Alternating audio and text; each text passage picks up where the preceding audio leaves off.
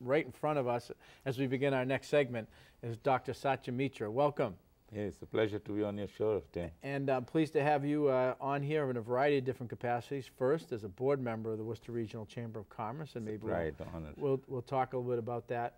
But you know, Dr. Mitra, there was a report that came out that the Seven Hills Foundation did a few years ago, together with UMass Boston, that looked at Worcester, and Dr. Robert Johnson, then President of Becker College, was involved as well, looking at the business community in Worcester, and how more so than other communities, the businesses, a higher percentage of minority immigrant-run businesses, and what a positive impact that has on our business community and the community as a whole.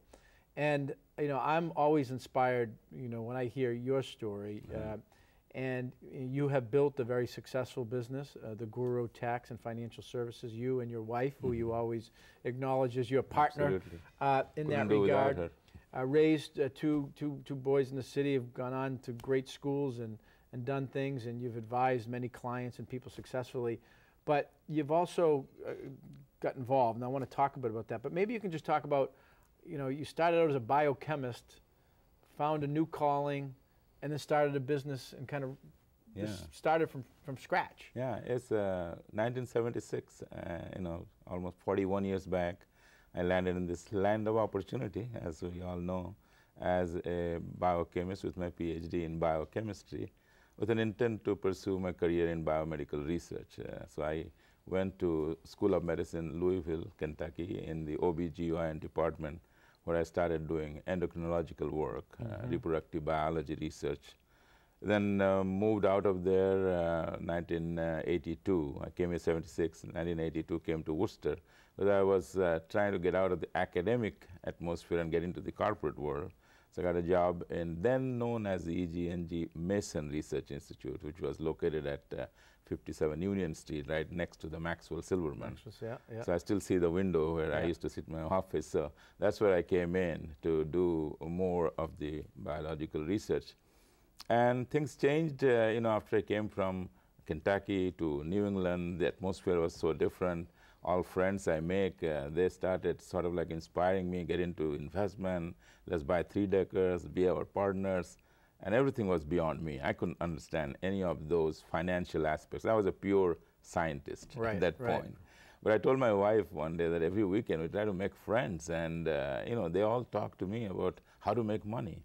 And I really don't understand anything. I end up playing with the kids, you know, to avoid them. So I said, well, let me take some courses. You know, being a researcher, you know, my mind was always... You want to study it, you want to learn it, right? Yeah, I wanted to know what they talk about. So I enrolled myself in Worcester State College at that time. It was not university, and evening courses, and started taking finance, tax, investment, all those courses. Somehow tax laws fascinated me, because of all these, you know, different confusions, and being a scientist and researcher, I started using the laws and permutation, combination, how to really make it good for people, and really liked it, and went on taking all levels of courses. And then 1989, I challenged myself to appear for the exam that is conducted by Internal Revenue Service, known as Special Enrollment Exam. If you clear that, then you get a license from the Internal Revenue Service to practice tax laws in all 50 states in the United States. So I said, let me see how good I got, you know, by taking all these courses. And there are 4 parts to this exam, taken nationwide in 2 days. 5% people at that time, when I took it, used to pass it in 1 shot, all 4 parts. Difficult, because they didn't even allow us to take calculators. They give you a piece of paper, pencils, you figure it out and give the answer. I happened to be, you know, one of those who passed all 4 parts in 1 shot, and I suddenly got the license from Internal Revenue Service, although I had a good job of scientist in this EG&G Mason Research Institute. So I credited it to who came in my life, who we call the guru. You know, we became his disciple. He is our priest of the family. He is our powerhouse of wisdom. He directs us, and we became his disciple. In different cultures or religion, it could be a, you know, priest or rabbi, but a spiritual guy. Exactly. In Hindu religion, we call him guru. Guru means teacher, means somebody who gives you the directions. And he came to our life, and I thought it was his blessings which helped me to pass all these 4. At that time, I had 2 little boys and family. I had a job, and I thought maybe I'll clear it in 2 times. But I went to him in India, in his temple, met him. I told him that I got this, and I think I should use it to probably start something small, just as a hobby. But I want to honor you, naming the business as the Guru Tax Consulting Office. And he blessed me, and he said, if you can use this business, success of this business, to help people in the community, use the vehicle for that purpose, you can use my name. So, well, it's a great mission.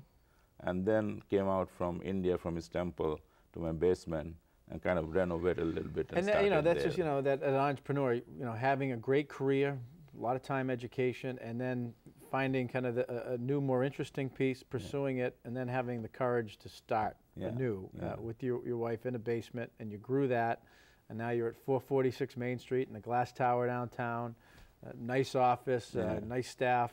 It's amazing. But helping people navigate the tax laws, which are complex at the state and federal level, and then doing financial advice to how people be successful and live their dreams. Absolutely. You've been able to do all that. Absolutely, and I'm very much more passionate about helping younger generation, like young people who get the job, don't have much knowledge about how to manage their personal finances, and they just go on, getting things that they want, not looking at what they need. So I try to really sit down with the younger people. I've been on radio shows and trying to help the community answering tax questions, financial questions. So it's been a great journey, and I always kept in my mind the focus that my guru had asked. The mission should be to help people. I never went really with so much intent to advertise my business, but went in with the aspect of helping, giving advice. So it has been a great journey, and you've been, all along involved in the community. We met through the Worcester Public Library Board, member of the Tower Hill Botanical Garden, vice chair of the Planning Board, Foundation Board at Worcester State University, not forgetting that school that helped unlock that interest, incorporated the Worcester Art Museum, Greater Worcester Community Foundation, internationally recognized leader of the Rotary Club, involved with the India Society. But you've recently started a new nonprofit that allows you to continue to give back and support others, and it's called the Joy Guru Humanitarian Service. Why don't you tell us a little bit about this new nonprofit that you've created? Yeah, both my boys are now out of college, and they are building their own career. The older one is an attorney in New York. He's a senior legal counsel in Madison Square Garden. The younger one, who did his master's in tax law with the intent to join with me and take the business to a different level, came and said that, Dad, I want to be a comedian. I love to make people laugh. And I said, follow your passion. And they both done very well. Your son is a comedian, has been nationally recognized. He's doing well by God's grace. So Shima, my wife, and I, we thought that, boys have now been settled, and we have this business. I had 2 offices. One was in Burlington. My main office in Worcester on 446 Main Street. And by God's grace, we have done all right in the community. We have a good recognition as an honest entrepreneur. We help our veterans and firefighters at no charge. But I think I need to give back to the community. We have clients in about 26 different states. So it's been a great, successful story. But then now we have come to that crossroad of our life. We're also aging. So we thought we'll fulfill the mission of our guru by helping community with the success we have in the business. So we tried to create this foundation of our own, which is called the Joy Guru Humanitarian Services. And that's what my guru did during his lifetime, helping people, opening a lot of charitable. And joy. Joy means victory, victorious. So it is Hindu language. And joy means pleasure, double glee, meaning, all those. But Joy Guru means, hey, victorious guru, hey, guru, with his name, Humanitarian Services. Through this foundation, we thought we'll help people in the need of the humanitarian causes in our community and beyond. So our main focus with that has been to, help people who have vision problem. My father died blind because we were so poor we couldn't treat him. So I think if I could extend the vision of people through this foundation, helping them get treatment, whatever is needed. So I want to open an eye clinic with some doctor friends. We also want to help homeless people. As you know, in my childhood was very rough and adverse situations. My father and I, we were homeless, And so I have soft corner for that aspect of life. And so I went to city manager on last Christmas time and wanted to give free breakfast to all homeless people in our community. And we did that through this foundation. My wife got attacked in Brazil 2 years back to the extent that she would have been killed by two muggers. But we came back alive and we said, well, let's turn it into something positive. I opened this charitable school of self-defense for women and girls in the community, which all these. And then now I would like to open what is called a school of good citizenship for our children in the community, bringing them in that school, teaching them the potential they have inside them, to bring it out rather than getting misdirected, going to drugs and opioid and all these kind of different kinds of things, and they're losing what they have inside, bringing in people like Frank Carroll in front of them, bringing people like John Creedon, who have started from nowhere, but see what they are today. And I want to let them know they're from our community, and you have the same potential if you look inside you.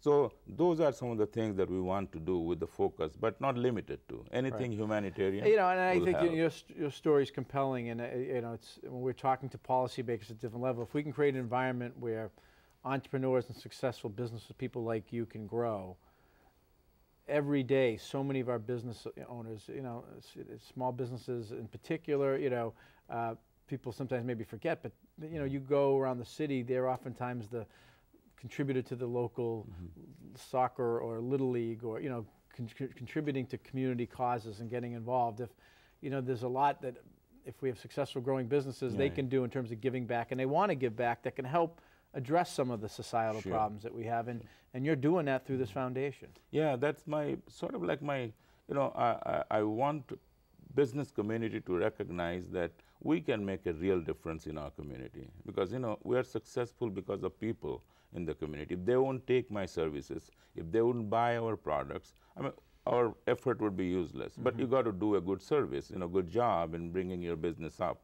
So I think we all should be focused to do something for our community, to give back, to lift the community and make it a better place. And I think Worcester is a great place. I've been here so long, 35 years now. This is my home. I have a huge soft corner, me and my wife. My boys are born and grown up here. They're educated here.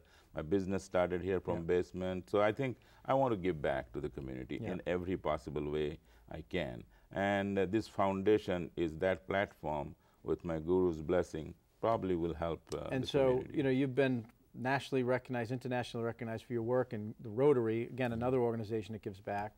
And as you give talks around the country and around the globe, you've been a sought-after speaker. One of the ways, and we've just got a couple minutes left, but one of the ways you want to fund this foundation is through your motivational speaking, which you're doing around the country now with the National Speakers Association. That's my theme goal now. The model is that I have been recognized, my message has been well received, so I thought maybe I'll take it as a professional beyond Rotary and do inspirational, motivational talk, how to become a successful entrepreneur, how to become a good leader. And then ask the community, is that the end of success, or the true success is when you really give back or touch another life, stand as a source of hope, dignity, or strength for those people who have nothing on their plate, or no clothes on their back.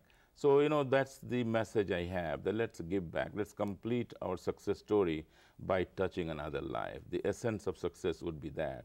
And that's the message that I want to deliver through my speeches. And whatever professional fees I receive, most of it I would like to donate it to my foundation so that it can be a sustainable program. Even though my two sons and myself, we are funding it now, many other friends have also helped me. And I'd like to do some fundraiser and things like that to fund it. And I have a huge vision for this foundation. See that it helps the community. Well, all real needs, and having been in a former life in government can't and should not be expected to do it all. It takes individuals and businesses and community to come together as well, and you're doing that and leading by example. So thanks for being with us.